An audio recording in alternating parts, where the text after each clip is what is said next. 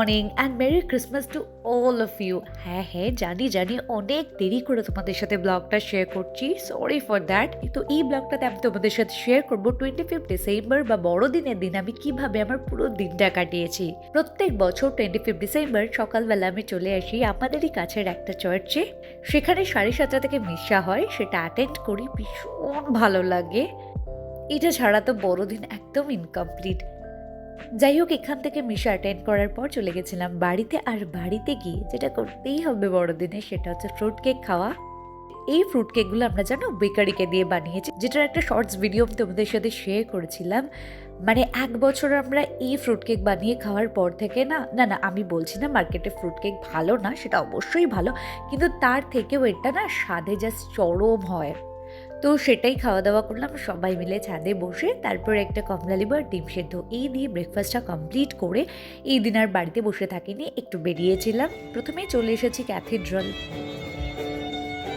But এত ভিড় হয়েছিল, 5 মিনিটের রাস্তা, ওরে বাপ রে বাপ, পৌনে 1 ঘন্টা লেগে গেল চার্চের গেটের সামনে আসতে। আর যখন এসেছি পুরো 4টে বাজে। চার্চের গেটটা জাস্ট আমাদের সামনেই বন্ধ করে দিল।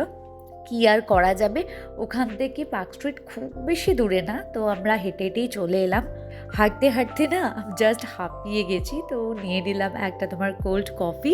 সেটাই হাঁটতে হাঁটতে খেতে খেতে একদম পার্ক স্ট্রিটের মেইন জায়গাটায় যাচ্ছি আর কি। আর এসে গিয়ে সব মানে থকান একদম চলে গেছে। এত সুন্দর চারিদিকে লাইট, লোকজন সবাই সান্টা ক্লজের টুপি পরে রয়েছে, আমিও একটা কিনে পরে নিয়েছিলাম।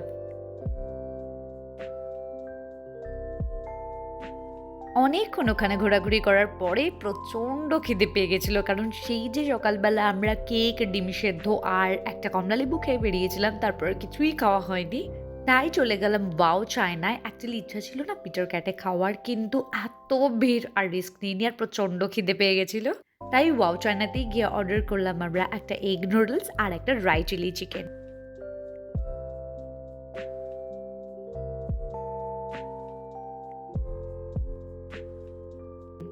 এগ নুডলসটা আমার একদম ভালো লাগেনি, কিন্তু হ্যাঁ, ড্রাই চিলি চিকেনটা খারাপ ছিল না।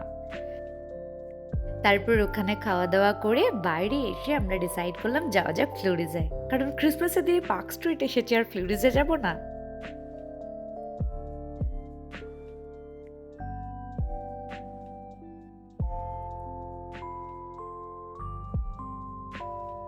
তারপর ফ্লোরিজে গিয়ে ভাবছি কি নেওয়া যায়। তারপর এই কিউট চকলেট কাপ কেকটা নিলাম, যেটার মধ্যে বেশ সুন্দর একটা ক্রিসমাস বেল রয়েছে। তারপর আর কি দুজন দুটো ওখানে কাপ কেক খেয়ে চলে এলাম বাড়ি। এইভাবে কাটলো আমাদের ক্রিসমাস। তোমাদের ক্রিসমাস কিভাবে কাটিয়েছে জানাতে একদম ভুলো না। চলো বাই।